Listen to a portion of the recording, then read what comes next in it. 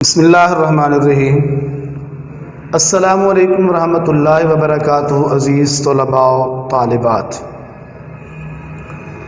گزشتہ لیکچر میں ہم نے پڑھا تھا قرآن مقدس کی چند صفات اور خوبیاں۔ آج کے ہمارے سبق کا عنوان ہے حفاظت قرآن۔ حفاظت قرآن۔ اللہ تبارک و تعالی جل شانہ نے آسمانی کتابوں میں سے جو مقام، مرتبہ، شرف قرآن مقدس کو عطا فرمایا وہ باقی آسمانی کتابوں کا شرف اور مقام نہیں ہے۔ تورات، زبور، انجیل یہ بھی آسمانی کتابیں تھیں۔ جس طرح ہم قرآن مقدس کی حقانیت و صداقت پر ایمان لاتے ہیں، اسی طرح ان کتابوں پر بھی ایمان لانا لازم و واجب۔ لیکن اب یہ کتابیں اپنی اصلی حالت میں محفوظ نہیں ہیں۔ جس زبان میں نازل ہوئیں وہ زبان دنیا سے ناپید ہو چکی، اور یہ کہ یہ اصل کتابیں تو اصل کتابیں ترجمہ ہائے در ترجمہ ہوتے ہوتے ان کے اندر تحریف، تغیر و تبدل ہو چکا ہے۔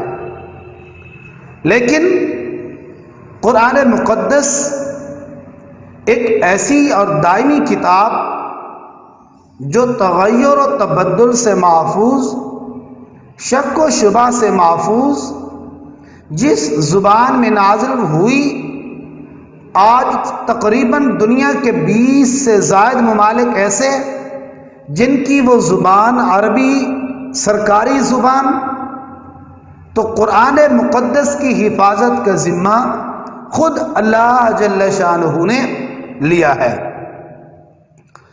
عام طور پر کسی چیز کی حفاظت کے دو طریقے ہوتے ہیں۔ ایک ہوتا ہے ضبط فی الصدر، کہ کسی چیز کو زبانی یاد کرنا، کسی چیز کو زبانی یاد کرنا، سینے میں محفوظ کرنا، یادداشت۔ دوسرا ہوتا ہے ضبط فی التحریر، کہ کسی چیز کو اپنے تحریر کے ذریعے ہی محفوظ کرنا۔ تو قرآن مقدس ایک ایسی کتاب ہے جس کی حفاظت کے دونوں ذریعے اللہ تبارک و تعالی نے دونوں ذرائع کا اہتمام کیا، کہ قرآن سینوں میں بھی ضبط، دلوں میں بھی محفوظ، اور کتابی شکل کے اندر بھی محفوظ۔ حفاظت قرآن مجید بذریعہ حفظ۔ قرآن مقدس ایک بارگی نازل نہیں ہوا، جیسا کہ تورات، زبور، انجیل ایک بارگی نازل ہوئی تھی، بلکہ اس کی مختلف آیات حالات اور واقعات کے مطابق، ضرورت کے مطابق تھوڑی تھوڑی نازل ہوتی رہیں۔ اس لیے عہد رسالت میں یہ ممکن نہ تھا کہ شروع ہی سے اسے کتابی شکل کے اندر لکھا جائے۔ چنانچہ حضور اقدس صلی اللہ علیہ وسلم خود اور آپ صلی اللہ علیہ وسلم کے صحابہ، امہات المؤمنین، ازواج مطہرات، اہل بیت، تمام صحابہ حضور اقدس صلی اللہ علیہ وآلہ وسلم سے جو کچھ قرآن مقدس سنتے ہیں اس کو حفظ بھی کرتے تھے، زبانی یاد کرتے، اور اس کے مفاہیم اور معانی و مطالب کو سمجھنے کی بھی کوشش کرتے، اور پھر اس کو اپنی عملی زندگی میں نافذ کر دیتے تھے۔ تو اللہ رب العزت نے قرآن مقدس میں ارشاد فرمایا، بل هو آیات بینات فی صدور الذین اوتوا العلم۔ ترجمہ، یہ قرآن تو واضح آیات پر مشتمل ہے جو اہل علم کے سینوں میں محفوظ ہے۔ تو قرآن مقدس ایک ایسی کتاب جس کی حفاظت کا ذمہ ہی اللہ رب العزت نے لیا، اس کے اسباب اللہ تعالیٰ نے پیدا فرما دیے. فرمایا انا نحن نزلنا الذکر وانا له لحافظون، بلا شبہ یہ ذکر ہم نے ہی نازل کیا ہے اور ہم خود ہی اس کے محافظ و نگہبان ہیں. حضور اکرم صلی اللہ علیہ وآلہ وسلم نے اپنے اصحاب سے فرمایا خذوا القرآن من اربعۃ، کہ قرآن مجید کو 4 صحابہ سے حاصل کرو، 4 صحابہ کرام سے. خذوا القرآن من اربعۃ، 4 صحابہ سے قرآن حاصل کرو. من عبداللہ ابن مسعود وسالم ومعاذ بن جبل وابی بن کعب رضی اللہ عنہ، کہ ان 4 سے قرآن کو حاصل کرو. حضرت عبداللہ ابن مسعود سے، حضرت سالم رضی اللہ تعالی عنہ سے، حضرت معاذ بن جبل رضی اللہ عنہ سے، حضرت ابی بن کعب رضی اللہ تعالی عنہ سے. یہ 4 قرآن کے ماہرین تھے، ماہر قرائے کرام. تو آپ صلی اللہ علیہ وآلہ وسلم نے بقیہ صحابہ کرام کو بھی فرمایا کہ آپ انہی سے قرآن مقدس کو کیا کریں، حاصل کیا کریں، سنا کریں، ان سے اپنے قرآن کی تصحیح کیا کریں. اس کے علاوہ اور بھی بہت سے صحابہ کرام رضوان اللہ تعالی علیہم اجمعین قرآن کے حافظ تھے. یہ 4 وہ ہیں جنہوں نے قرآن مقدس حفظ کر کے رسول اللہ کو سنوایا اور پھر رسول اللہ صلی اللہ علیہ وسلم کی زبان مبارک سے یوں سمجھے سند لے لی تھی حفظ کی، کہ آپ صلی اللہ علیہ وآلہ وسلم نے ان کو سند عطا فرما دی تھی کہ یہ 4 ایسے صحابہ ہیں جن سے قرآن لیا جائے. اسی طرح دیگر صحابہ کرام بھی ہیں جن میں حضرت طلحہ رضی اللہ تعالی عنہ ہیں، حضرت علی رضی اللہ تعالی عنہ، حضرت بکر صدیق، حضرت عمر، حضرت عثمان، حضرت زید بن ثابت، حضرت سعد رضی اللہ تعالی عنہم اجمعین. یہ وہ حضرات ہیں جنہوں نے رسول اللہ صلی اللہ علیہ وسلم کی حیات طیبہ کے اندر ہی قرآن مقدس کو مکمل حفظ کر لیا تھا. جس طرح مرد صحابہ کرام رضی اللہ تعالی عنہم اجمعین نے قرآن مقدس کو حفظ کیا تھا، رسول اللہ کی حیات طیبہ کے اندر ہی ایسے ہی صحابیات، ازواج مطہرات، امہات المؤمنین رضوان اللہ تعالی علیہن اجمعین نے بھی قرآن مقدس کو حفظ کر لیا تھا. حضرت عائشہ، حضرت حفصہ، حضرت ام سلمہ رضی اللہ تعالی عنہ قرآن کی حافظات تھی رسول اللہ صلی اللہ علیہ وسلم کے دور میں. اسی طرح حضرت ام ورقہ بن نوفل، آپ صلی اللہ علیہ وآلہ وسلم نے فرمایا قد قرأت القرآن، وہ پورا قرآن پڑھی ہوئی تھی.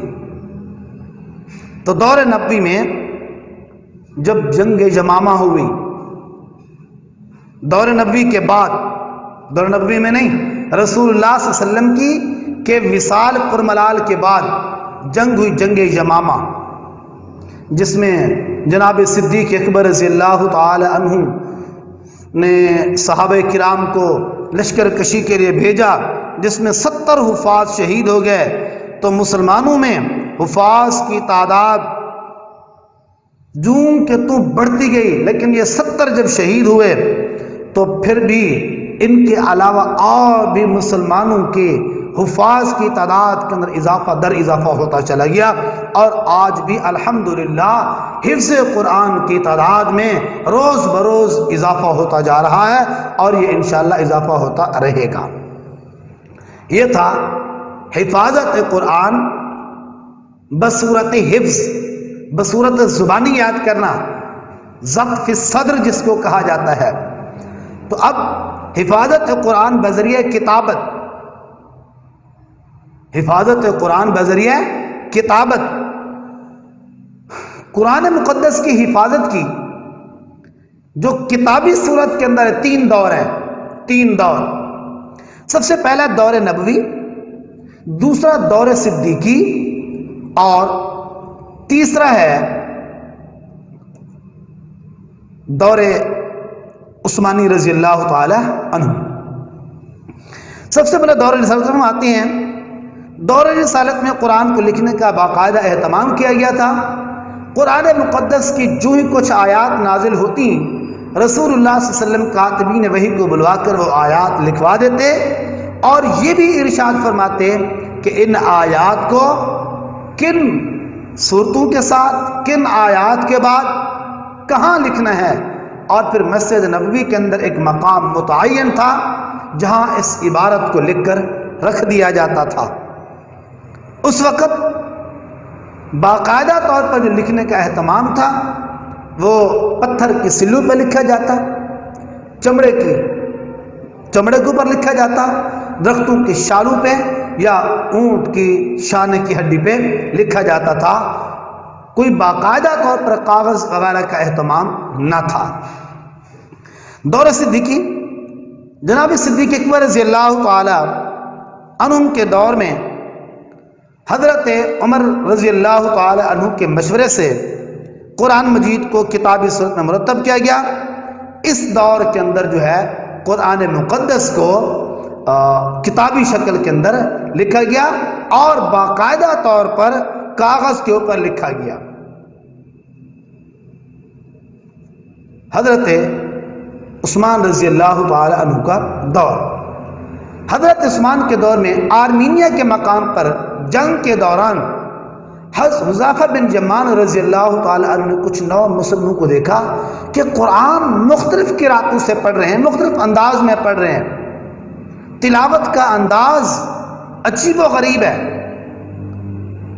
اور پھر انہوں نے جا کر حضرت عثمان بن عفان رضی اللہ تعالیٰ عنہ کو خبر کر دی کہ میں نے ان لوگوں کو قرآن مقدس کی عجیب طرح سے تلاوت کرتے ہوئے دیکھا ہے۔ تو حضرت عثمان رضی اللہ تعالی عنہ نے قرآن پاک کے ایک نسخے سے 7 نسخے تیار کروائے، پھر ان 7 نسخوں کو